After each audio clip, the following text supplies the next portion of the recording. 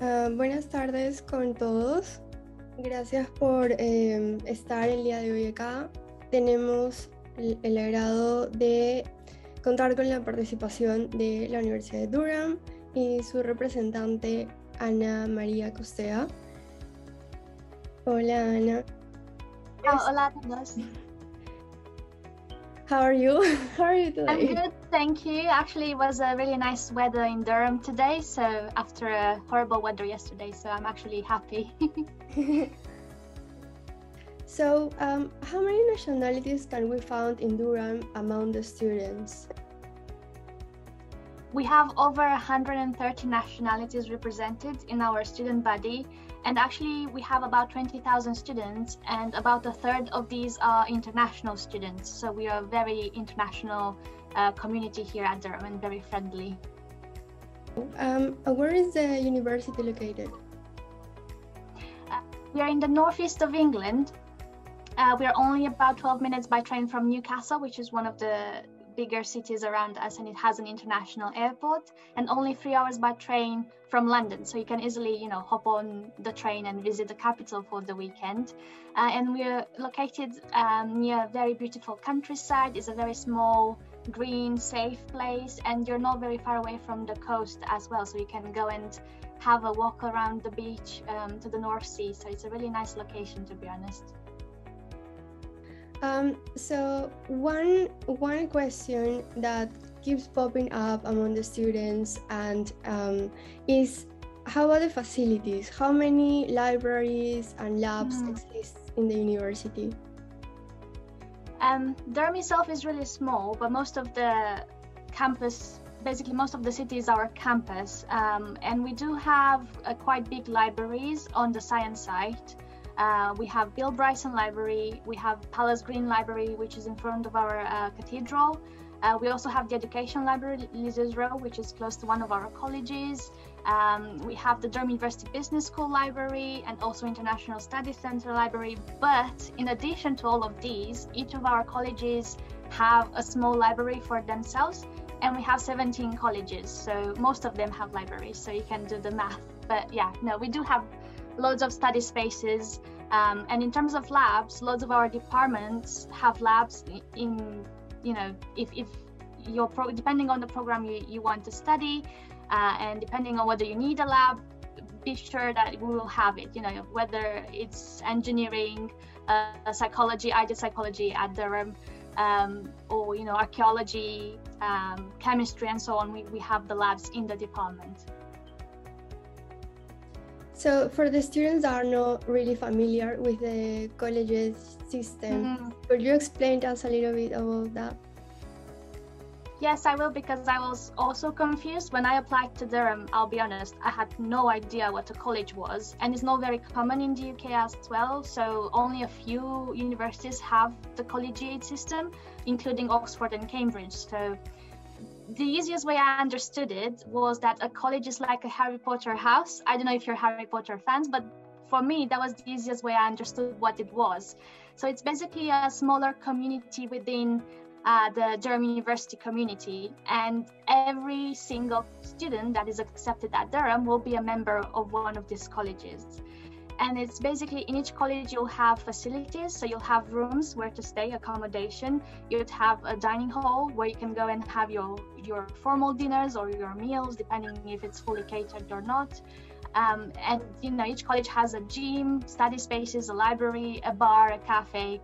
So it's just like a smaller community, and then just time that by 17, basically, all in a very small place. So it's very cozy, it's very friendly, and it's one of the things I loved most about my time at Durham. I loved it so much, I'm still here, basically. So yeah. Durham is part of the Russel group, right? So what does it mean being part of the Russel group universities in the UK? Yeah, so this Russel group is a sort of Ivy League in the US. So this Russel group is in the UK is just a group of 24 universities, and among them Durham is also represented in the Russel group, that are research intensive. So research plays a key component in your studies, and that you'll be taught by world-leading experts in their field, and to have top quality education. And we are also ranked gold as teaching excellence framework. So, it just tells you that your quality of education will be very high. And also when I was doing my undergraduate here, I had professors teaching me that were actually authors of the textbooks, or that were experts in that field, and I had to actually look at their papers and come up with arguments and criticize their papers, which was a bit weird, but it's just that's what it means. Basically, you expect a top quality education. Is there a limit to apply to either undergrad or postgrad limit? Oh no, I don't think there is an age limit. You can apply, even for postgraduate degrees. We do have mature students applying. There's no age limit. We even have one of our colleges is is only for postgraduate students. All of the others are a mix of undergrads and postgrads, but they even offer like family accommodation, because they are aware some of the mature students come with their families, or they would need some sort of support in terms of finding schools around and all of that. So yeah, no, there's no age limit. Wow, that's great to hear, because not many universities offer family, accommodations to families and support. Well. Yeah. Exactly. Yeah, that's great. How can the students apply to Durham? Is it the call is open all year around? How does it work? Well, it depends what you're interested in. I assume most of you that are here are interested in postgraduate degree, maybe because you're interested about cheapening and ways to fund your studies. If you're interested in undergrad, you apply via UCAS. If you're interested in postgraduate degree, be it a PhD or a postgraduate thought or research, we have an online application form, which is very straightforward. You just fill in some information there, and then you have to upload some documents.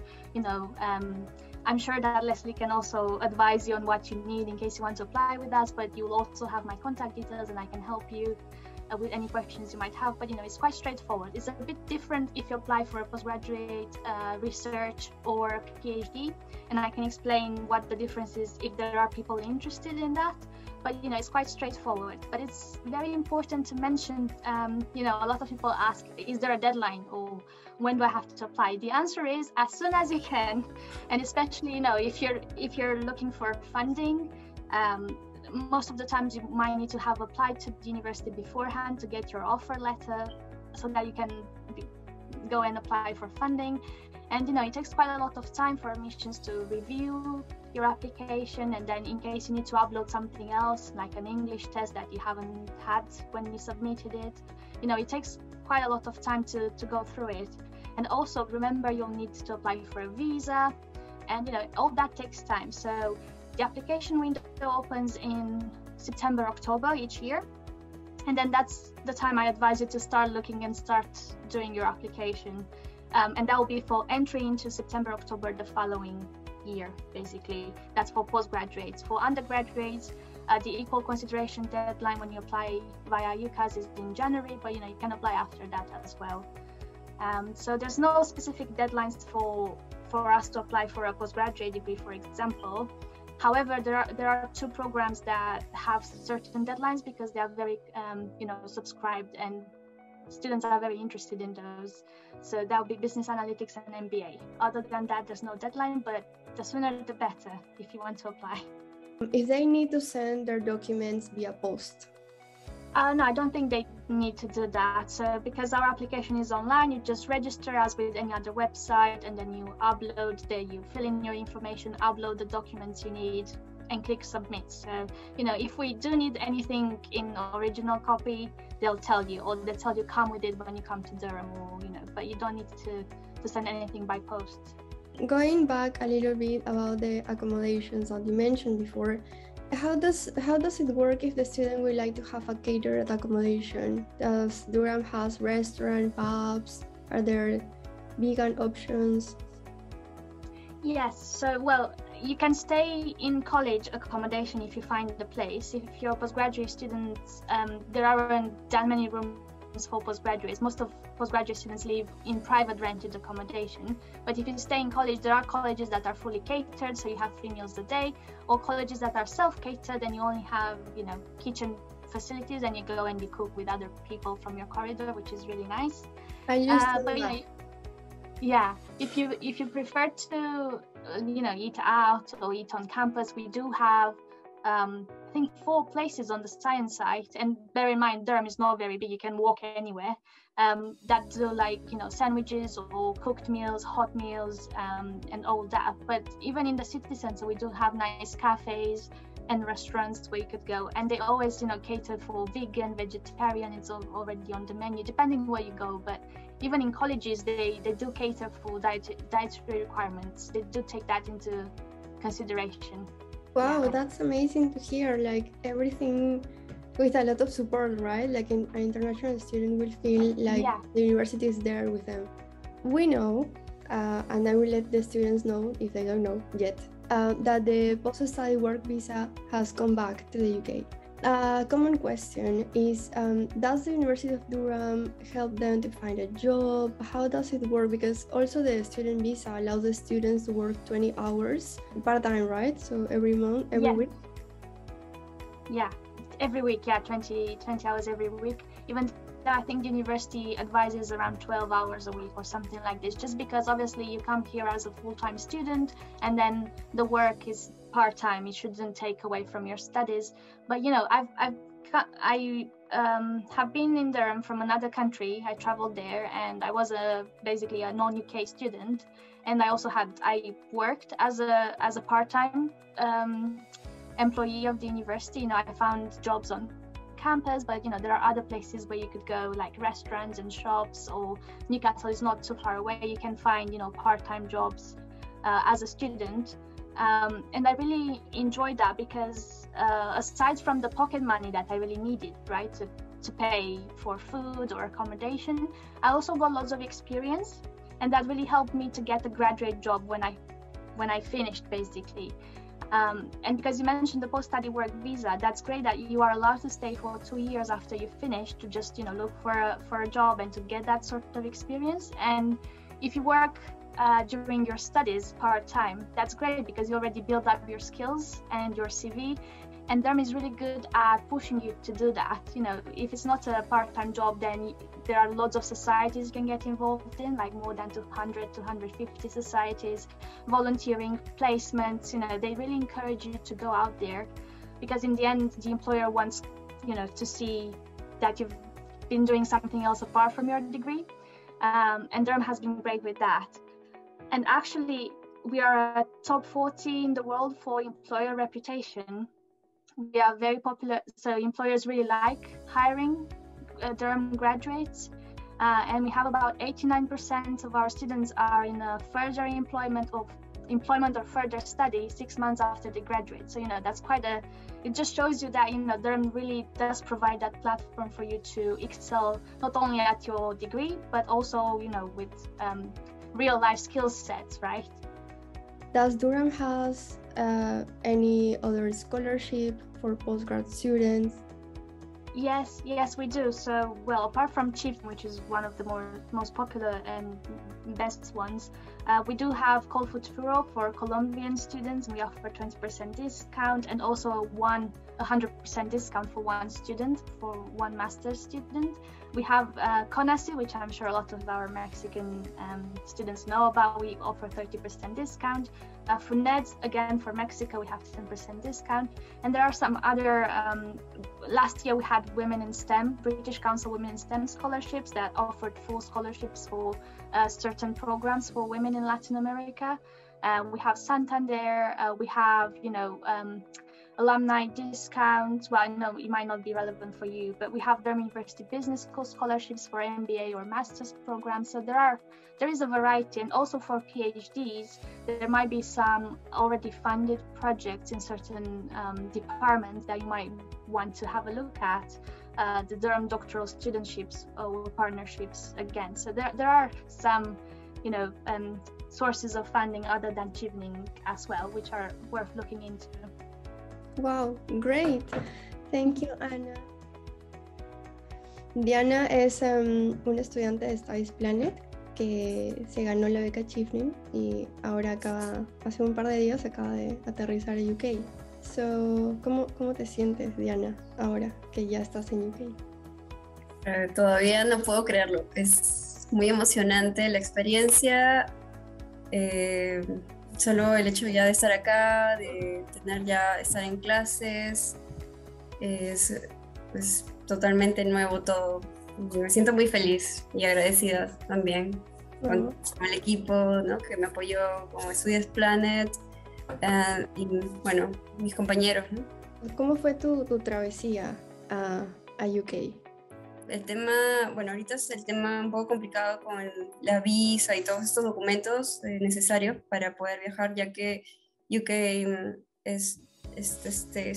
no pertenece a la Unión Europea, entonces requieres más documentación. Y bueno, el viaje fue un poco largo también, de 15 horas, pero todo muy bien. Todo salió de acuerdo a los tiempos planeados. Y bueno, ya ahora acá en el hotel, ¿no?, tranquila. Ahora sí, cuéntanos cuánto tiempo duró tu proceso, cómo fue todo el desarrollo. Empecemos porque, bueno, esto fue un largo proceso para mí. Yo postulé 2 veces, ¿no?, a Chefney. La agarré en la segunda, como dicen. Todo empezó por el contacto contigo, con Jenny, ¿no?, con todas estas personas que te guían. Y bueno, me preparé bastante con respecto a tener todos los requisitos y cumplir con los ensayos que te pide Chefney primero, que es una parte también fundamental, ¿no?, donde tienes que tener muy claro tus objetivos de qué es lo que quieres hacer, cuáles son tus propuestas, qué es lo que quieres estudiar. Luego de eso, también debía tener listas estas cartas de recomendación, ¿no?, ya sea de tu jefe o de tus profesores, ¿no?, de alguien que realmente te conozca, tiene que ser. Yo recomiendo eso, porque en la primera no me funcionó. Entonces, la segunda tiene que ser alguien que te haya visto trabajar. Luego de pasar toda esa fase de ensayos y cartas, sigue el tema de la entrevista, ¿no? Entonces, en la cual también tienes que estar muy preparado. Al menos yo recomiendo prepararse bastante. En mi caso, tuve que practicar mucho, estar muy atenta con los tipos de preguntas que te pueden hacer, más o menos tener un texto, ¿no?, pero por lo menos tener idea de lo que más o menos te pueden preguntar y estar preparado, porque el tiempo es muy corto, los nervios te ganan, entonces es súper importante. ¿Cuál fue la parte más estresante de todo el proceso? Es un proceso, a ver, esta beca requiere de mucha paciencia, porque dura todo este proceso de entrega de documentos, de ensayos, entrevista, etcétera, dura 1 año. Entonces, primero que tienes que ser muy paciente para esperar respuestas y también tener una idea de cuánto requiere prepararse para cada etapa. Entonces, yo pienso que es eso, que necesitas mucha paciencia y tener, al menos yo recomiendo que tenga un cronograma, ¿no?, para poder organizarse y ver el tema del deadline y que no se les pase. Es cierto que es importante también tener en cuenta mucho las composiciones, ¿sí? Porque es lo primero que te evalúan. Porque se puede postular sin haber postulado a las universidades, pero ya habiéndolas elegido. Pero las composiciones son en realidad lo que va a definir que pases al último stage, ¿sí? Claro, sí. Claro, las composiciones requieren mucho trabajo porque tienes que explicar muchas cosas en pocas palabras. Entonces tienes que ahorrarte cosas que no son muy útiles, ¿no? Y también tiene que estar en modo de una historia, no es como que simplemente describes cuál ha sido tu experiencia, ¿no? Bueno, es todo ese tipo de preguntas que tienes que responder, sino que también tienes que hacerlo de modo leíble. Entonces, ese es un trabajo arduo porque requiere de apoyo extra. Se sugiere bastante que alguien te pueda leer y ayudarte a corregir en eso. Bueno, ahí veo la pregunta, ¿significa que tu nivel de inglés debe ser muy bueno? Bueno, mi reto yo tengo 33 años, ¿no? Y la mayoría de Chiveners, bueno, en el caso de Perú, somos de 30, ¿no? Para arriba. Y bueno, en mi caso, yo sufrí bastante con el inglés. Es un reto porque, claro, yo lo había estudiado en modo básico como la mayoría, ¿no? Pero no en este nivel, que es de ensayos, de composiciones. Entonces, me tomó estudiar mucho esto. O sea, me dediqué un año a practicar un montón, de todas las formas posibles, el tema del inglés. Entonces, yo les recomiendo eso, que se metan así de lleno, ¿no? en el tema del inglés. Super. Bueno, chicos, thank you, Anna. Thank you very much for being today with us. Thank you for inviting me. Y muchas gracias, Diana, por darte tu tiempo, una escapada de tus estudios y poder estar con nosotros hoy.